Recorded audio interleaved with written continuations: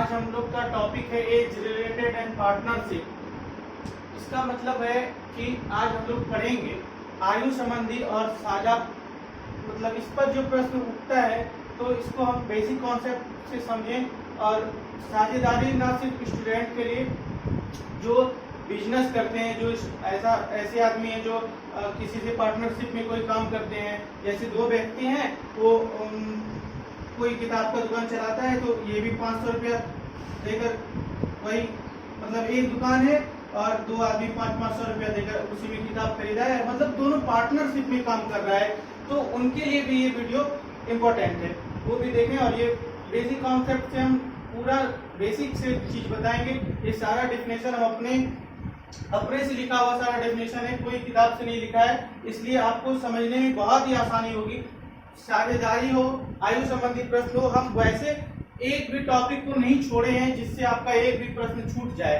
तो आप इसको बहुत अच्छे से बेसिक कॉन्सेप्ट से समझ जाइए और एक भी प्रश्न आपका इससे नहीं छूटेगा। देखिए इसको कैसे समझते हैं कि अगर आयु की अगर बात हो तो एक व्यक्ति की आयु मान लिया जाए कि ऐसे होता है कि पास्ट, प्रेजेंट और फ्यूचर, तीन बात आती है कि पास्ट, प्रेजेंट और फ्यूचर।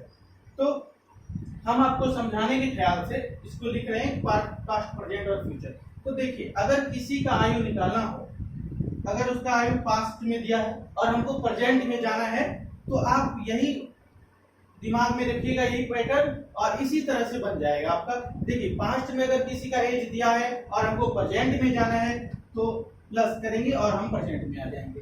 वहीं पर अगर हमको प्रेजेंट का एज दिया गया है और हमको फ्यूचर में जाना है तो हम यहाँ पर भी ऐड का काम करेंगे और हम फ्यूचर में आसानी से जा सकते हैं। अगर हमें प्रेजेंट में सिर्फ दिया है और पास्ट में जाना है, या फिर फ्यूचर में है और प्रेजेंट में आना है, तो इस तरह की समस्याओं को हम कैसे, इस तरह की समस्याओं से कैसे निजात पा सकते हैं, वो देखिए। कि आप तो यह सीख गए कि पास्ट से प्रेजेंट में कैसे आए, फिर प्रेजेंट से फ्यूचर में कैसे आए, लेकिन ये समस्याएं एक खड़ी हो रही है कि फिर फ्यूचर से प्रेजेंट में कैसे आए। तो जिस तरह से हम इधर से आगे गए प्लस का साइन लेकर, उसी तरह अगर हम उधर से इधर आएंगे फ्यूचर से, मतलब कहने का ये है कि फ्यूचर से अगर हम प्रेजेंट की ओर आएंगे तो हमको माइनस का साइन लेना होगा, मतलब माइनस का हम उपयोग करेंगे और हम बहुत ही आसानी से फ्यूचर से प्रेजेंट की ओर आ सकते हैं। वहीं पर अगर हम प्रेजेंट की बात करें तो प्रेजेंट से भी पास्ट आने में हमें माइनस का उपयोग करना होगा, मतलब दी गई राशियों का या दी गई उम्र का उस आसानी से हम प्रेजेंट से पास्ट में आ सकते हैं सिर्फ एक माइनस का काम करके। बहुत लोग देखते हैं कि 5 वर्ष पूर्व मान लिया जाए, 5 वर्ष पूर्व श्वेत की आयु 14 वर्ष थी। इस तरह का अगर बात आता है तो हम लोग क्या करते हैं कि अब यही कंफ्यूज हो जाता है स्टूडेंट कि पूर्व में हम प्लस का साइन लगाएं या माइनस का साइन लगाएं। तो इस ख्याल से हम आपको प्रेजेंट, पास्ट और फ्यूचर, ये तीनों का सिंबल और इसका पैटर्न समझा दिए कि आप कंफ्यूज ना हो। जब भी हमें पास्ट से फ्यूचर की ओर जाना पड़ता है या फिर पास्ट से प्रेजेंट की ओर जाना पड़ता है, मतलब ये है कि अगर हमें यह बिंदु से यह बिंदु तक आना हो, बीच में कोई भी रास्ता हो, तो हम प्लस ही साइन यूज करेंगे। जबकि अगर हमें इस तरह का साइन, मतलब फ्यूचर से पास्ट की ओर आना हो, तो हम बीच में कोई भी रास्ता हो माइनस ही साइन यूज करेंगे। जैसा कि आप जानते भी हैं कि अगर हम अपने जो मतलब मेन पॉइंट है, हम जहां पर खड़े हैं, मान लिया जाए कि हम यहाँ पर खड़े हैं, इस जगह अगर हम खड़े हैं, इस जगह खड़े हैं, तो आप जानते हैं कि हम आगे जब बढ़ेंगे तो इस दिशा में आगे बढ़ेंगे। कोई ऐसे दिशा में कोई आगे थोड़ी ना बढ़ता है, इस दिशा में तो आप पीछे आते हैं, इस दिशा में आप बैक आते हैं, इस दिशा में आप आगे बढ़ते हैं। तो जब भी आप आगे बढ़ें कोई भी रास्ता से, मतलब जो भी आपका मेन बिंदु है, मेन बिंदु पर अगर मान लिया जाए कि आप यह अक्ष पर खड़े हैं, आपको हम दिखा देते हैं ग्राफ में कि मान लिया जाए ये ग्राफ है कि अगर आप यह बिंदु पर खड़े हैं या बिंदु पर आप खड़े हैं, तो जब भी आप आगे बढ़िएगा, मतलब ऐसे अगर आगे बढ़ रहे हैं आप, तो आप जानते हैं कि अगर यहां से लेकर यहां तक का दूरी 5 किलोमीटर है, तो फिर और यहां से लेकर यहां तक का ही दूरी सिर्फ 5 किलोमीटर है, और फिर यहां से लेकर ये जहां तक हमें जाना है, मतलब यहाँ तक जो लास्ट पॉइंट है हमारा, यहाँ तक जो जाना है, इसका दूरी 10 किलोमीटर है। तो आपको अगर कोई पूछ दिया कि आप कहाँ तक कितनी दूरी तय किए, तो आप करते क्या है, ये 5 किलोमीटर और प्लस 10 किलोमीटर बराबर आप दूरी तय क्या कितना किए, 15 किलोमीटर। तो आप कैसे निकाले, तो यहां से जो मेन अक्ष था, यहां से आप मतलब आगे बढ़ते गए, तो आप प्लस का साइन यूज करके आसानी से बता दिए कि 15 किलोमीटर होगा।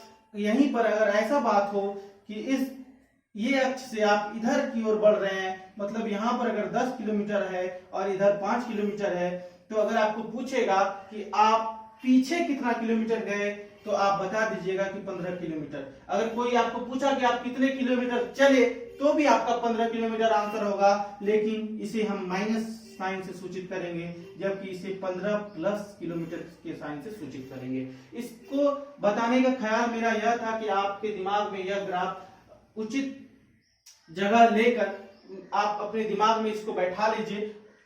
चूंकि होता क्या है कि स्टूडेंट इसी में कंफ्यूज हो जाता है कि पूरा कॉन्सेप्ट उसको समझ में आ गया, एज और रिलेशन का, मतलब एज आयु संबंधी जितने भी प्रश्न आते हैं सारा कॉन्सेप्ट क्लियर हो गया। अब वो यहीं पर कंफ्यूज हो रहा है कि हमको आगे जाना है तो प्लस करें या माइनस करें। वो इसी तरह में मतलब पूछ रहा है पूर्व, तो माइनस भी करने के लिए तैयार है, प्लस भी करने के लिए तैयार है। तो इस ख्याल से हम आपको यह ग्राफ पर समझा दिए, चूंकि आपको समझने में परेशानी ना हो। अब हम आगे बढ़ते हैं और देखते हैं कि इसका बेसिक कॉन्सेप्ट क्या है। देखिए, आपको बताते हैं हम कि आयु जो होता है, किसी एक आदमी की अगर आयु की बात की जाए, तो उसका आयु अधिक भी हो सकता है। मान लीजिए 5 वर्ष पूर्व की बात की जाए, या फिर 5 वर्ष पश्चात की बात की जाए। दो तरह का बात उठ सकता है एक आदमी के आयु में। तो हम छोटी से छोटी बातों को भी आपके सामने ला रहे हैं, जिससे आपका प्रश्न ना छूटे। देखिए, इसको कैसे समझते हैं, आप मेरे साथ सारा राइट डाउन करते जाइए, और आपको बहुत ही मजा आएगा। ये समझने में बहुत ज्यादा बड़े पैमाने पर इसके नहीं लेना है। हम छोटा छोटा और क्रमबद्ध सेंटेंस लेकर आए हैं। ये सारा हमारे द्वारा बनाया गया है, और कोई भी किताब लैंग्वेज नहीं लिए हैं, क्योंकि आपको समझने में परेशानी ना हो। हम क्रमबद्ध आपके लिए छोटा छोटा शब्द को चुनकर, और इसमें जो सटीक है, जिससे कि आपका प्रश्न छूटने की संभावना ना हो। देखिए, आयु संबंधी जो प्रश्न है, इसको कहते किसको है, मतलब आयु संबंधी जो प्रश्न है, यह दो तरीके से बन सकता है। आपने सुना होगा कि आयु संबंधी प्रश्न जितने भी तरीके से बनता है आप भी जानते होंगे, लेकिन आयु संबंधी प्रश्न मेरे अनुसार, मतलब आयु संबंधी प्रश्न को हम दो तरीके से बना सकते हैं, जो आपको दोनों तरीका हम सिखाएंगे। जब आपको इसका सॉल्व एग्जांपल बताएंगे, तो दोनों तरीका आपको बताएंगे कि आयु संबंधी प्रश्न दोनों तरीके से कैसे बनता है। देखिए, आयु संबंधी जो प्रश्न है वह दो तरीके से बनता है। पहला जो तरीका है वो है समीकरण से। इससे आप शायद बनाए हो या ना बनाए हो पता नहीं, लेकिन दूसरा जो तरीका है वो है हमारा, एक तो समीकरण पे किसी का भी मान लिया जाए कि ऐसे, दूसरा तरीका भी आपको बता रहे हैं। पहला तरीका पे थोड़ा सा डिस्कस कर लेते हैं कि समीकरण का अगर बात किया जाए, तो इसको हम समीकरण को ऐसे भी डिनोट करते हैं कि x प्लस वाई बराबर z, मतलब इस तरह का समीकरण होता है। दूसरा समीकरण x डैश वाई डैश बराबर z डैश, इस तरह का समीकरण पे हम लाकर भी किसी का एज, मतलब एज फाइंड कर सकते हैं। इस तरह भी करके हम एज किसी का निकाल सकते हैं बहुत ही आसानी से, क्योंकि ये समीकरण के फॉर्म में है। दूसरा जो फॉर्म है वो है अनुपात का फॉर्म है, मतलब रेशियो। ये रेशियो और ये इक्वेशन, मतलब ये दोनों फॉर्म से हम आयु संबंधी प्रश्न को आसानी से बना सकते हैं। चाहे वो कोई कितना बड़ा से बड़ा क्वेश्चन हो, हम दोनों तरीके से बना सकते हैं। दोनों तरीके से बहुत ही आसानी से बनेगा, और आप भी सीख कर जाएंगे। देखिए, x प्लस वाई बराबर z, x dash y z बराबर जेड डैश, ये जो बात है ये इक्वेशन की बात है। यहीं पर अगर हम अनुपात की बात करें तो आप जानते हैं जब आपका हम अनुपात समानुपात ये सब बता रहे थे तभी आपको ये हम बताए थे कि यहाँ पर क्या होता है कि x बटा y अनुपात y बटा y डैश, सॉरी देखिए यहाँ पर है क्या x बटा x डैश और y बटा y डैश z बटा z डैश। इस तरह के फॉर्म को हम अनुपात मतलब रेशियो के फॉर्म में लाकर इसको भी बहुत ही आसानी से हम समझ सकते हैं। अब हम देखते हैं, मतलब आप ये समझ गए कि हम किसी भी एज को दो तरीके से बना सकते हैं, लेकिन वो कैसे बनेगा वो हम आपको बताएंगे। पहले आपको बेसिक कॉन्सेप्ट हम दे रहे हैं कि कितने कितने तरीके से बनता है, किसको क्या कहते हैं, ये पहले आप समझ लें। उसके बाद चूंकि आप अगर किसी के घर जा रहे हैं तो उसे उसके पापा का नाम, उसका नाम, जब तक उसके घर के परिवार के किसी सदस्य का एक दो का नाम आप नहीं जानते हैं तब तक आप किसी के घर घुसने की अनुमति आपके पास नहीं है। क्योंकि आप जानते ही नहीं है उसका नाम तो आप उसके घर जाएंगे कैसे, इसलिए पहले उसका नाम जान लीजिए, वो उसका पूरा रिलेशन मतलब आपके साथ उसका क्या रिलेशन है वो भी समझ जाइए तो आपको, और आपके दैनिक जीवन में उसका क्या महत्व है। मान लिया जाए कि आप मौसी के यहाँ जाते हैं, मान लिया जाए कि आप मौसी के यहाँ जाते हैं तो आपकी वो मौसी लगती है, मतलब रिलेशन है आपसे, रिलेटेड है आपसे, वो आपकी माँ की बहन है वो, इसलिए आप उसके यहाँ जा रहे हैं। तो पहले ये बात आप समझ जाइए कि आपसे उसका क्या रिलेशन है, हमारा दैनिक जीवन में उनका क्या महत्व है। ये बात अगर आप समझ जाएंगे तो कोई एग्जाम हो, कोई सवाल हो, आपसे नहीं छूटेगा।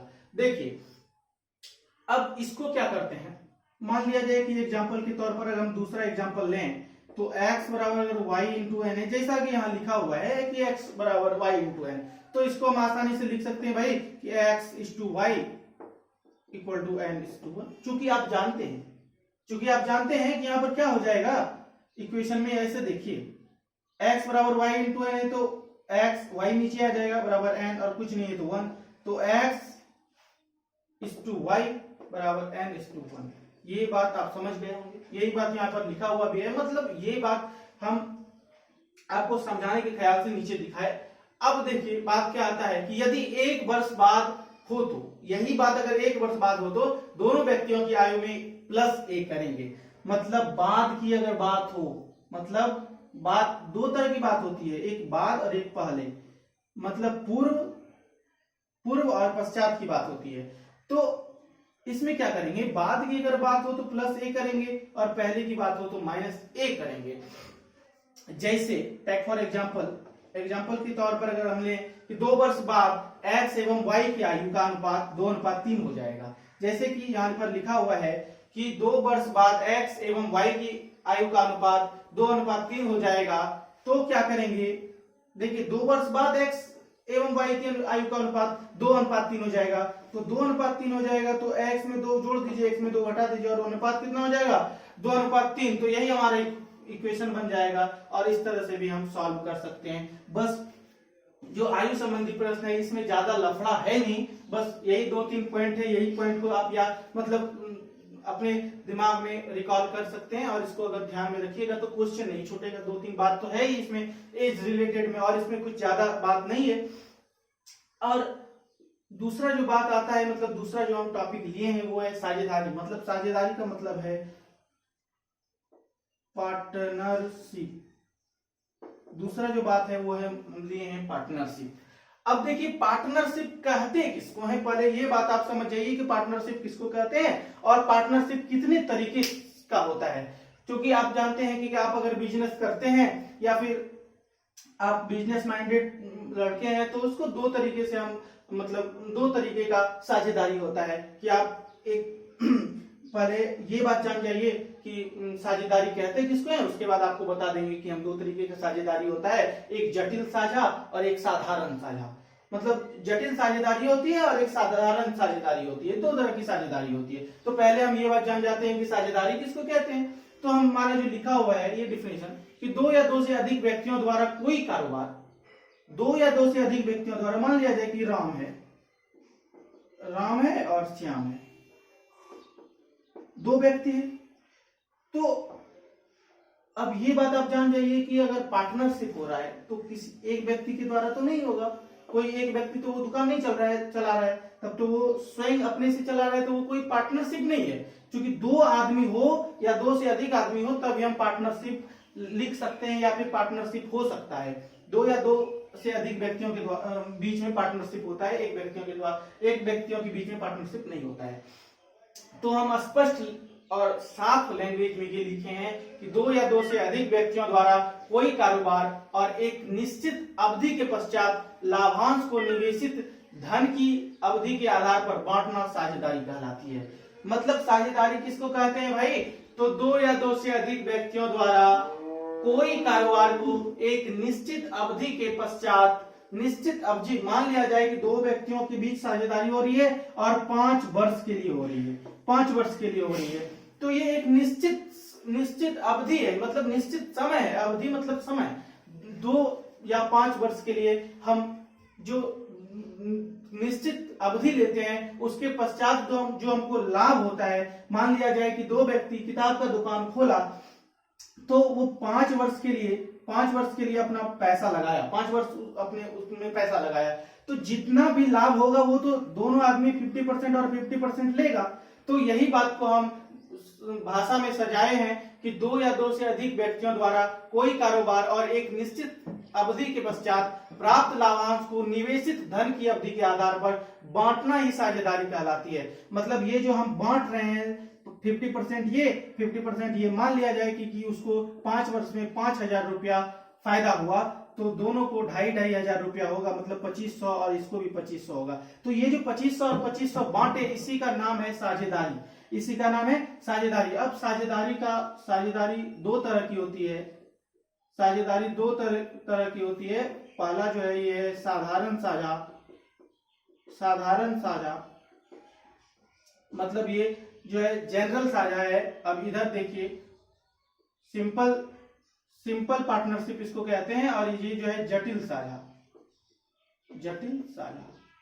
अब ये बात आप समझने वाली बात है कि साधारण साझा और जटिल साझा किसको कहते हैं। क्योंकि आप ये बात जान चुके हैं कि साझेदारी किसको कहते हैं, तो अब ये बात समझने वाली बात है कि साझेदारी कितने तरह की होती है। तो आपको बता दूं कि साझेदारी 2 तरह की होती है, साधारण साझा और जटिल साझा। तो साधारण साझा किसको कहते हैं, पहले ये बात आपको हम डिफाइन करके बताते हैं कि साधारण साझा किसको कहते हैं।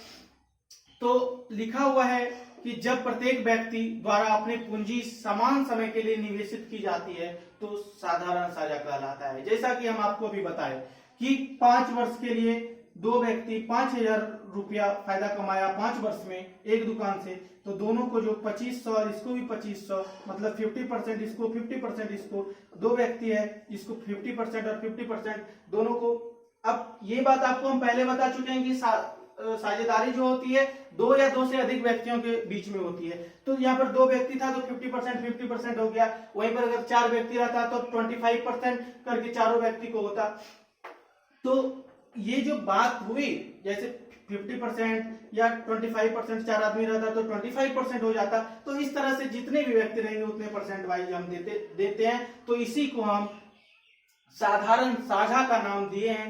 और इस प्रकार की साझेदारी में लाभ या हानि को व्यक्तियों द्वारा निवेश की गई पूंजियों के अनुपात में बांटा जाता है। अब मान लिया जाए कि वो दुकान में अभी तो फायदा हो गया, 5,000 का फायदा हो गया, यहीं पर अगर नुकसान भी हो गया 2,500 का अगर नुकसान हो गया तो वो दोनों व्यक्ति को भुगतना पड़ेगा नुकसान। मतलब दोनों व्यक्तियों को उसका भरपाई, मतलब उसका जो कमी आई उसमें दुकान में जो कमी आई 2,500 रुपए की, ये दोनों व्यक्तियों को पूर्ति करनी होगी। और इसी का नाम साधारण साझा है।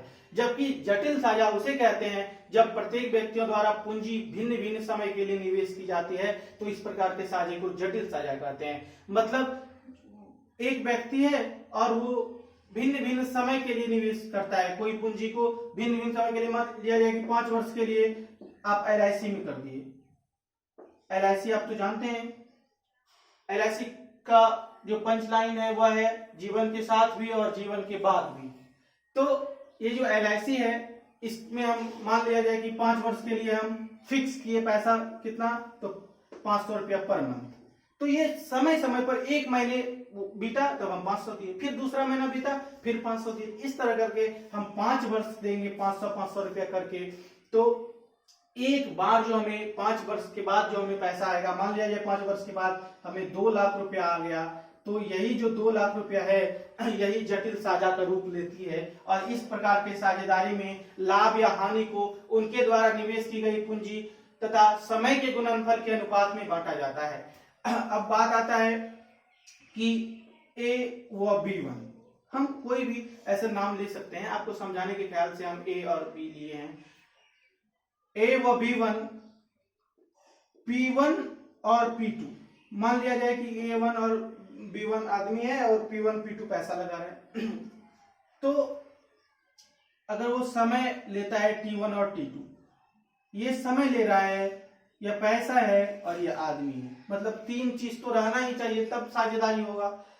अब इसमें जो प्राप्त लाभ होगा, मतलब ए को जो प्राप्त लाभ होगा, मतलब लगाने वाला जो है उसको जो प्राप्त लाभ होगा वह बी को भी प्राप्त वही लाभ होगा, मतलब एक के प्राप्त लाभ के बराबर बी का प्राप्त लाभ होगा, मतलब P1 T1 P2 और T2। इसको समझने के ख्याल से हम इस तरह से नंबर पर, मतलब इस तरह के अल्फाबेट पर सजाए हैं और उम्मीद करते हैं कि ये भी आपको समझ में आएगा।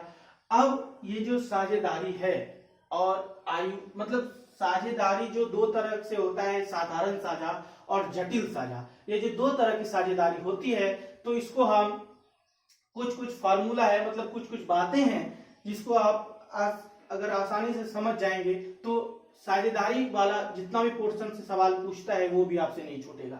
जैसे कि अगर यदि ए तथा बी, P1 तथा T2, अब देखिए बात आता है कि ए जो आदमी है वह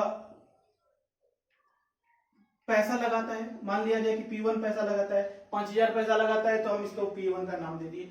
और T1 तथा T2 समय के लिए लगाए, मान लिया जाए कि कोई ऐसा आप सुने होंगे कि LIC में प्रीमियम करवाया 5 वर्ष और 10 वर्ष के लिए, 2 तरह का जो साझा लगाया, इसीलिए हम इसका नाम दे दिए हैं T1 और T2 समय के लिए।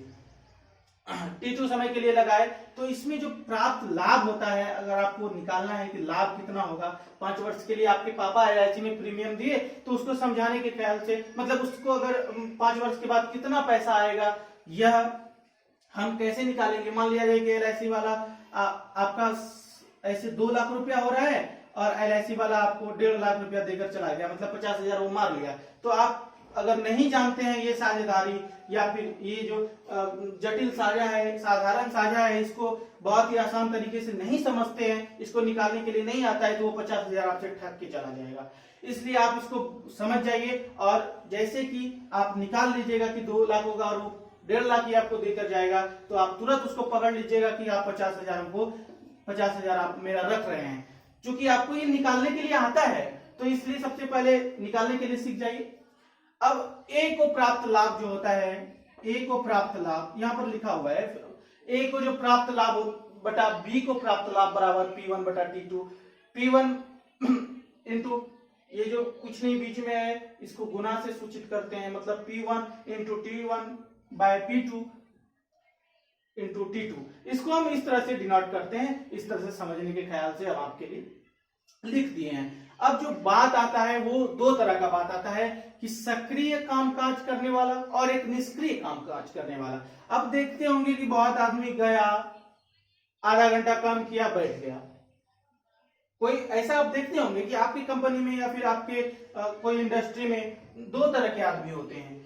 ऑफिस में कहीं भी कर्मचारी जो होते हैं 2 तरह के होते हैं, जो एक है कि सिर्फ दिन काट रहा है और एक है जो सही मेहनत करके आपका सही रिजल्ट दे रहा है। तो दोनों तरह का हम बात उठाए हैं, मतलब नीचे से एक भी बात ना छूटे वैसा हम ध्यान में रखे हैं बात को कि एक सक्रिय कामकाज किसको कहते हैं और एक निष्क्रिय कामकाज किसको कहते हैं। मतलब सक्रिय या कामकाजी साझेदारी है जो साझा या व्यापार में निवेश के साथ अन्य गतिविधियों में भाग लेते हैं। कहने का मतलब यह है कि आपका जो लेबर है वह सक्रिय भी हो सकता है, निष्क्रिय भी हो सकता है। मतलब आप अगर उसको काम करने के लिए दिए हैं तो सक्रिय जो आदमी है वो सिर्फ आपका काम काज करने पर ही नहीं, आप जितने भी काम करते हैं, मान लिया जाए कि आप उसको किताब की दुकान में रखे हैं, मतलब बुक स्टोर में रखे हैं, तो बुक स्टोर के अलावा अगर आप उसको कहते हैं कि चलो भाई मेरे साथ थोड़ा सा मेरे घर में थोड़ा सा हेल्प कर देना, तो वो आपके साथ घर भी चला जाता है। तो ऐसे आदमी को सक्रिय साझेदारी कहते हैं, मतलब सक्रिय कामकाज साझेदारी कहते हैं। मतलब वो आपके साथ हमेशा है, उसको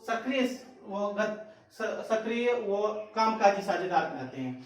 जबकि निष्क्रिय साझेदार उसको कहते हैं जो साझा या व्यापार में निवेश तो करते हैं। अब बात आती है जो सक्रिय जो काम काज करने वाले लोग होते हैं।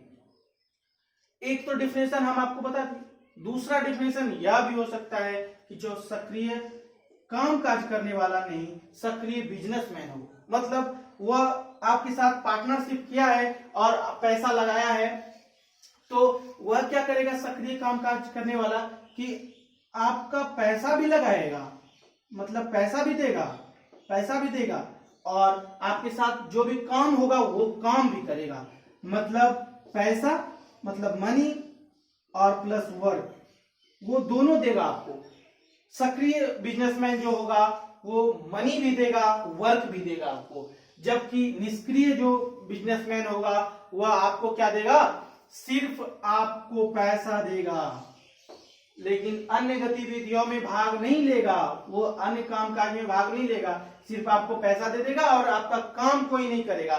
मतलब कोई दुकान में ही है तो कोई काम, एक किताब उठाकर भी वह नहीं रखेगा, वो सिर्फ आपको पैसा दे दिया आप करो।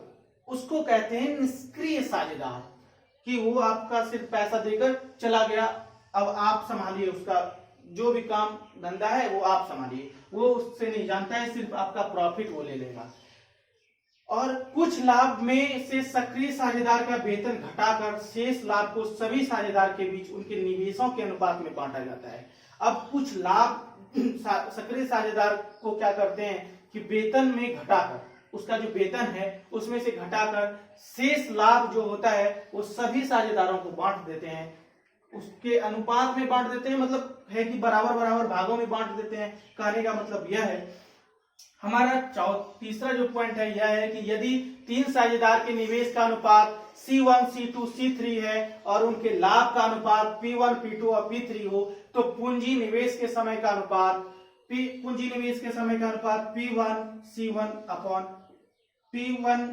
C1 is to P2 upon C2 is to P3 upon C3। मतलब यह जो है बात, यह अनुपात के रूप में हम व्यक्त करते हैं। मतलब अनुपात के फॉर्म में इसको लाकर हम व्यक्त करते हैं कि P1/C1, P2/C2 और P3/C3।